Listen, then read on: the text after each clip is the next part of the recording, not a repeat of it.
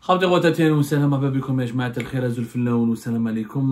que vous allez bien, j'espère que vous vous portez bien, j'espère surtout que vous vous portez nettement mieux que les partisans du régime algérien sur le territoire français qui passent de très sales moments, qui vivent une très sale période. La campagne des arrestations au sein des influenceurs acquis à la cause du régime algérien, qui ont l'habitude de faire de la publicité au régime algérien et qui sont partis encore plus loin que uniquement de jouer le rôle de publicitaire et de promoteur de la propagande du régime algérien, cette fameuse propagande qui diabolise et qui considère comme harki, comme traite, comme ennemi à la nation, tout opposant favorable au changement démocratique, qui critique la dictature, qui dénonce les dérives judiciaires et les atteintes aux droits de l'homme, qui dénonce les détentions arbitraires, les tortures, les actes de torture, les actes de violation et de viol de la volonté populaire par un régime autoritaire excessivement dictatorial. Cette propagande algérienne qui se déroulait en toute impunité sur le sol français et dans plusieurs autres pays européens, et bien cette propagande aujourd'hui, elle n'est plus la bienvenue en France. Et vous allez voir que même les autres pays européens vont commencer à se mobiliser pour démanteler les réseaux du régime algérien, un régime qui aujourd'hui, clairement, n'est plus accepté et considéré comme un régime infréquentable, comme problématique, comme un régime qui cause des problèmes, comme un régime qui menace la stabilité de certains pays européens comme la France. Quand on utilise, et je dis bien le mot utilisé, il est là. Je vous ai promis une émission dans laquelle nous avons fait parler une source autorisée à Alger qui a commenté un peu les événements de ce qui se passe concernant les arrestations de ces influenceurs algériens et franco-algériens arrêtés, placés en détention par les autorités françaises. Puis aujourd'hui, les enquêtes des autorités françaises se sont élargies à 3 nouveaux influenceurs et un deuxième influenceur a été placé en détention. Il y avait Zazo Youssef qui était placé en détention il y a de cela quelques jours.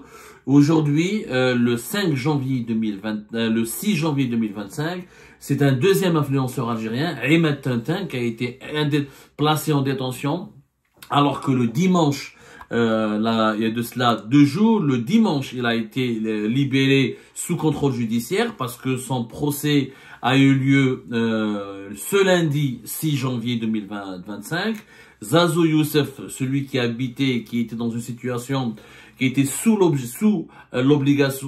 OQTF, qui faisait l'objet d'une demande d'expulsion des autorités françaises, une demande qui n'a pas été traitée comme par hasard par les autorités algériennes, et parce que l'Algérie n'a pas voulu récupérer ces personnes qui sont visiblement utilisées. Faut le dire. Et pourquoi je parle du mot utilisé? Parce que maintenant, la reine, je dis bien, la reine de la propagande du régime algérien en France, elle est visée par une enquête. Il s'agit de la fameuse Sofia de Lyon, dont nous allons parler dans un instant. Mais d'abord, un point sur la situation.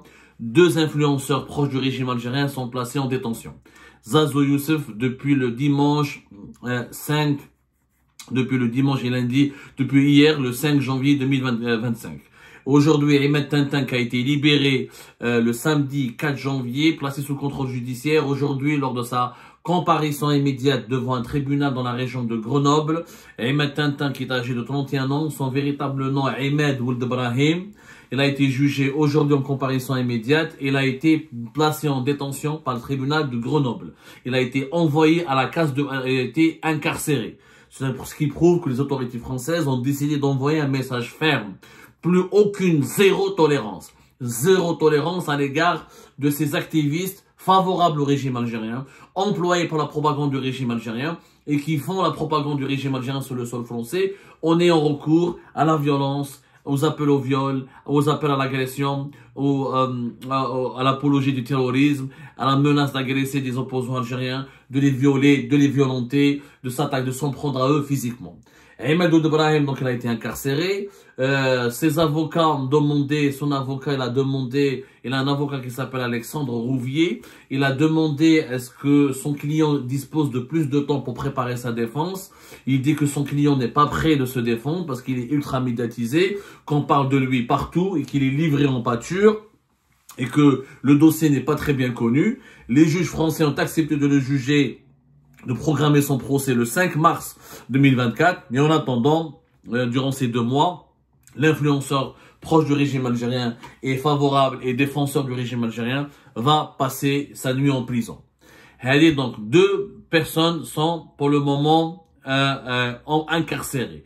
Le troisième influenceur qui est originaire de Montpellier, qui est algérien, qui est établi à Montpellier, le fameux Ami Boualem, qui a appelé, qui organisait, qui était l'un des parrains de ces influenceurs, notamment dans le sud de la France, de ces activistes pro-régime algérien. Il organisait des rassemblements, il appelait au meurtre, il demandait à ce qu'on tabasse les opposants algériens, à ce qu'on leur fasse du mal, il publiait leurs photos, il violait leur vie privée. Lui, il est en état d'arrestation, il est toujours en garde à vue par les services de sécurité de la ville de Montpellier et son sort, pour le moment, n'a pas été encore tranché parce qu'il y a une enquête qui est en cours. Les arrestations sont opérées à la suite de signalements faits par le préfet, qui sont les équivalents d'Iweli en Algérie, par les maires des villes où résident ces influenceurs et ces partisans du régime algérien. Il y a ensuite une enquête. L'enquête, elle vise à identifier la responsabilité de ces influenceurs concernant les contenus violents qui appellent à la haine, qui appellent au terrorisme, qui appellent à commettre des meurtres et à commettre des agressions. Ensuite, il y a une enquête pour savoir qui a donné, qui étaient les guides, qui manipulent ces influenceurs. Est-ce que ce sont des extrémistes de leur propre gré, ou ils travaillent, ou ils sont les maillons d'une longue chaîne dans le cadre d'une machination politique. Donc avec Ami Boualem, et surtout, parce que dans la région de Lyon, le préfet de la région de Lyon, il a décidé, le préfet de la région Auvergne-Rhône-Alpes, madame Fabienne Boussiot, la préfète, c'est une femme, madame Fabienne Boussiot plus exactement, elle a décidé de signaler aux autorités judiciaires 3 autres influenceurs qui travaillent pour le compte du régime algérien. Je dis bien travail parce qu'il s'agit de Sofia Bellemen, le deuxième s'appelle Abdeslam Bazouka et le troisième s'appelle Laxas 06. Alors, Sofia Abdeslam Bazouka et Laxas 06 sont beaucoup moins connus que Sofia Bellemen, qui est défrayé la chronique depuis de longues années et qui a fait de la propagande en faveur du régime algérien son gagne-pain et sa spécialité. Alors, Abdeslam Bazouka et Laxas 06 on leur reproche des vidéos publiées en arabe sur TikTok. Par exemple, Abdeslam Bazouka, le 10 décembre dernier sur TikTok, il a appelé le gouvernement algérien il a menacé les opposants algériens, il a menacé les opposants au gouvernement algérien de traîtres, il les a menacés de les égorger, il a menacé d'égorger les opposants. Vous vous rendez compte? On a pas des signes noirs. C'est des tueurs qui sont sur les réseaux sociaux. À l'époque de la décennie noire, il n'y avait pas de TikTok, il n'y avait pas de Facebook. Les acteurs de la décennie noire. Maintenant, nous sommes dans la décennie digitale. C'est-à-dire, on utilise les réseaux sociaux pour terrifier, pour terroriser, pour effrayer les opposants du régime algérien. Laxas 06, lui, c'est un autre influenceur. Lui, il est franco-algérien. Il a fait une vidéo le 11 décembre 2024 dans laquelle il promet à Abdelmajid Tebboune de se battre contre la France.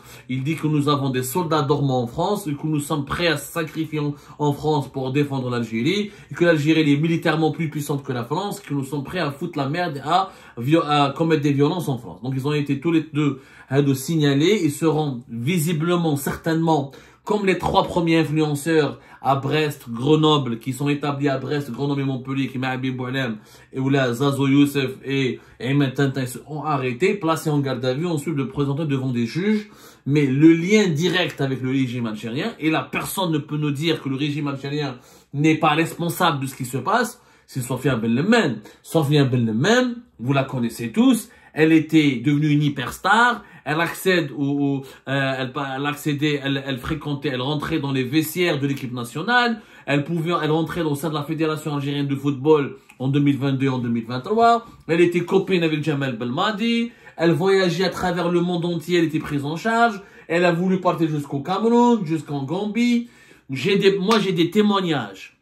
En 2022, quand l'Algérie a été éliminée brutalement de la course pour la qualification pour le mondial de 2022 au Qatar. En 2023, j'ai des témoignages. Elle récoltait de l'argent auprès de personnes très proches du régime algérien. Les autorités algériennes lui ont envoyé des personnes attitrées, des intermédiaires, attitrés des autorités algériennes pour lui remettre de l'argent pour organiser des rassemblements en Suisse, devant le siège de la Fédération internationale de football pour dénoncer soi-disant un complot contre l'Algérie, un complot ourdé par les sionistes, etc.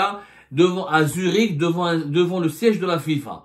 J'ai des témoignages, j'ai écouté des enregistrements, j'ai suffisamment de preuves. De toute façon, Sofiane Bellemend, معروفة, يعني غني عن كل تعريف. Il n'y a pas, les opposants algériens la connaissent très bien. Il n'y a pas un opposant qu'elle n'a pas diffamé, qu'elle n'a pas menacé, qu'elle n'a pas essayé d'agresser. Elle a tenté avec un autre groupe de partisans du régime algérien, téléguidés par des autorités algériennes. Sofiane Bellemend, il compte les Français vont l'arrêter. J'aimerais bien savoir comment elle va répondre lors de ses auditions. Elle a des relations directes avec les autorités algériennes, notamment avec le consulat de Lyon. Le consulat de Lyon, qui lui a permis d'avoir des contacts en Algérie. L'Algérie, elle a été réhabilitée par les services secrets, notamment par le renseignement extérieur. Elle a été envoyée à l'étranger. Elle suivait l'équipe nationale partout. Elle a harangué les foules. Elle organisait des rassemblements à Lyon, à Paris. Elle partait à Zurich. Avec quel argent tu peux, toi, en Europe, entretenir une telle vie, bouger, acheter des billets d'avion? C'est des financements qui proviennent du régime algérien.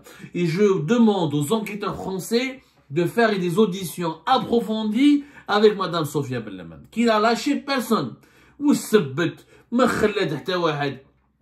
Vous imaginez, elle a réalisé en septembre la vidéo pour laquelle elle sera auditionnée et arrêtée prochainement. C'est une vidéo dans laquelle elle insulte une autre femme, une opposante algérienne, en lui disant « Nique ta mère, toi et ta France ». Comment cette manière de parler? Sofiane Bellemend, c'est un scandale en soi. On nous parle bien sûr Côte d'Ivoire, où sera la Côte d'Ivoire lors de la CAN 2023, comment elle a insulté les Ivoiriens et comment ensuite elle a essayé de se rattraper en disant que non, elle n'a pas voulu insulter, que ses propos ont été mal compris. Elle a été chassée de la Côte d'Ivoire parce qu'elle aurait pu être lynchée là-bas. Elle nous a ridiculisés. Quand je dis, rappelez-vous, en Côte d'Ivoire, lorsque au début de l'année 2024, elle est partie d'y faire une vidéo, dire nous sommes à l'époque de l'Asl Hajari, nous sommes à l'époque de la préhistoire, et c'est des sauvages sous-développés. L'Algérie devrait normalement devrait se situer géographiquement entre l'Espagne et le Portugal. Mais d'un racisme, d'une négrophobie, d'un mépris pour les Africains de l'Afrique subsaharienne. Elle a causé des problèmes en Algérie extraordinaires. Cette femme, elle défrait la chronique. Moi, j'ai assisté en 2022, en 2023, je voyais faire des vidéos. Elle partait voir les haragas algériens. Et les haragas lui disaient, nous, on agresse les Français. C'est comme ça qu'on vit. On agresse les Français, mais on n'agresse pas les Arabes. Hein. On est là pour agresser, pour racketter les Français. C'est des vidéos qui circulent, qui sont toujours sur les réseaux sociaux, qui sont toujours sur sa page, sur son compte TikTok. Il suffit juste de revoir. Ces anciennes vidéos et de les ausculter et de l'examiner. Elle insultait tout le monde. Elle a appelé à la violence. Elle diffusait des appels à la haine. Elle voulait organiser, heureusement que les autorités françaises en 2023 et en 2022 ne permettaient pas, lors du 5 juillet, lors du 1er novembre, ils essayaient de profiter de ces journées nationales, de ces journées de commémoration du passé glorieux de l'Algérie pour organiser des événements politiques ici, où ils ramenaient les affiches des opposants algériens et leur crachaient dessus, ils nous accusaient d'être des traîtres, d'être des agents du Mossad, ils appelaient à commettre des violences contre nous. Hadi Sofiane Bellemend, elle est l'une des reines, je dis bien, pour moi c'est la reine de la propagande du régime algérien, cette propagande qui a inculqué le sentiment de haine à certains Algériens et aux Algériens à l'égard des opposants qui sont établis à l'étranger, cette propagande qui a donné naissance à l'extrémisme, à la détestation, à la vengeance, aux pulsions violentes, jusqu'au point où nous avons été agressés, menacés, dans notre intégrité physique. Je salue, moi je le dis, je le redis, je salue les autorités françaises dans ce travail-là. Il y en a marre de ces Algériens et Algériens qui ne représentent pas notre pays, qui ne représentent pas notre État, et qui sont maqués avec des délinquants, et qui sont maqués avec des lobbyistes, utilisés par les autorités algériennes de façon informelle, pour discréditer l'opposition algérienne, parce que pour empêcher que le Hirak ne se poursuive à l'étranger au sein de la diaspora algérienne en France. Ils ont réussi. Leur principal objectif, c'était de terrifier les opposants, d'empêcher les rassemblements sur la place de la République, parce qu'après 2021, toute l'année 2022 jusqu'à 2023, il n'y avait que la diaspora algérienne qui pouvait maintenir la flamme du Hirak pour susciter la division, créer la division et le chaos au sein de la communauté algérienne. Sofiane Benlemen, Maroufa. Sebet des gens, des disputes avec des gens connus, des gens moins connus. Il y a vraiment un scandale. Cette femme est un scandale en soi. Sans parler de ses pratiques immorales, etc., je n'aime pas approfondir le sujet. Le fait que les autorités françaises s'attaquent de plein droit, frontalement, à ces figures de la propagande du régime algérien, c'est encore une fois un message ferme. Parce que ces gens-là ont des liens. Balak pour les Azo Youssef n'a pas de lien. Pour les Ahmed Tintin, Balak connaissait des privés, Hado c'est des malades mentaux qui agissaient à titre privé, etc. Mais pas Sophia de Lyon. Non, non, non. Pas Sophia de Lyon. Sophia de Lyon, elle avait un traitement de faveur. Elle accédait au consulat. Elle connaissait les consuls. Elle parlait avec des diplomates. Elle connaissait la fédération de football. La fédération algérienne de football. Elle fréquentait Jamal Belmadi. Ne me dites pas que cette personne, Sophia Benlemen, qui était une ancienne opposante, Fort el Hirak, elle était avec le Hirak. Même Ba'dart, elle s'est retournée contre le Hirak parce qu'elle a été récupérée par les autorités algériennes pour devenir le chantre des services de sécurité et de la répression massive et des arrestations brutales des opposants algériens. Donc, soyons, comment dirais-je, honnêtes, sérieux et sincères. Ces personnes ont fait du mal à l'Algérie. On n'a pas à les pleurer. L'impunité a trop duré. Et ce que je demande, encore une fois, est d'identifier les responsables, les partis, les cercles qui les manipulaient. Je dis bien les cercles qui les manipulaient. Sophia Benlemen, elle n'a jamais agi seule en toute indépendance. Il y a eu des preuves, il y a des indices, il y a plein d'indices qui témoignent, qui reflètent sa proximité troublante avec les autorités algériennes. Et moi, je peux témoigner. Des milliers d'Algériens, des milliers d'activistes algériens, des milliers d'Algériens et d'Algériens peuvent témoigner et peuvent identifier l'ensemble du réseau qui était derrière cette Sophia Benlemen. 2 influenceurs pour le régime algérien sont déjà en prison. Un troisième est en garde à vue et 3 sont placés sous enquête. C'est un grand nettoyage. C'est le grand ménage. Il était temps de faire ce grand ménage et au régime algérien de tirer la leçon. La prochaine fois, il veut se défendre, il veut assurer sa promotion. Qu'il choisisse des personnes respectables, des personnes dignes de ce nom, des personnes bien élevées, qui ont au moins une certaine moralité. Mais s'entourer, utiliser des délinquants, utiliser des voyous, ça reflète la profonde immoralité de ce système. J'exagère. Oui, ils ont été utilisés.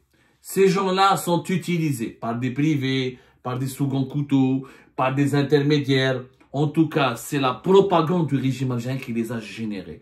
On les a endoctrinés, on les a embrigadés pour aller insulter, pour aller diffamer, menacer plus tard, agresser, appeler à violer, à violenter les détracteurs du régime algérien que le régime ne pouvait pas mettre en prison. Comme les gens de l'intérieur du pays, c'est facile de les mettre en prison, de les incarcérer, les Algériens de l'étranger, où on les attend à l'aéroport lorsqu'ils rentrent pour les emprisonner, les incarcérer, ou on essaie de les terrifier, de les terrasser, de les menacer, de les harceler à travers les réseaux sociaux, à travers les médias, à travers des réseaux informels pour les effrayer et les obliger de se taire. Ce sont des méthodes mafieuses qui ont été longtemps tolérées parce que les autorités françaises ont laissé trop faire ces réseaux de propagandistes, ont trop laissé faire ces réseaux propagandistes. Enfin, des réactions salutaires.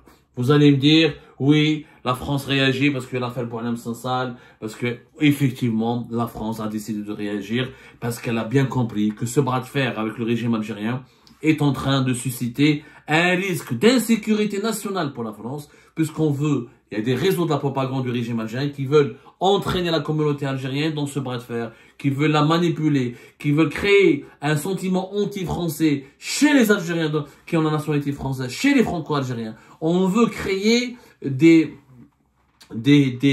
scènes de violence, des scènes d'émeutes, des scènes d'insécurité sur le territoire français. La France a le devoir et le droit de se défendre. Je ne peux que la comprendre. J'aurais aimé que le régime de mon pays fasse preuve d'élégance, de bonne éducation. Et quand il veut se défendre, ou là quand il veut faire sa promotion, là, son autopromotion, il aurait pu au moins sélectionner, encore une fois, des canaux, des personnes, des médias, des personnalités respectables, sans recourir à la violence, sans recourir à la terreur, sans recourir à l'agressivité, sans recourir à l'invective, à l'injure. Ces méthodes, en Europe, aujourd'hui, elles sont combattues. Elles sont combattues d'abord en France, elles seront combattues en Europe, vous allez voir, et ça va se généraliser sur l'ensemble des pays européens qui ne veulent pas faire l'objet de chantage, ou là qui ne veulent pas qu'on menace leur sécurité nationale et la stabilité sociale de leur pays par un régime qui, pour se défendre, pour ne pas chuter, pour faire taire ses opposants, est prêt à mettre le feu dans les autres pays étrangers.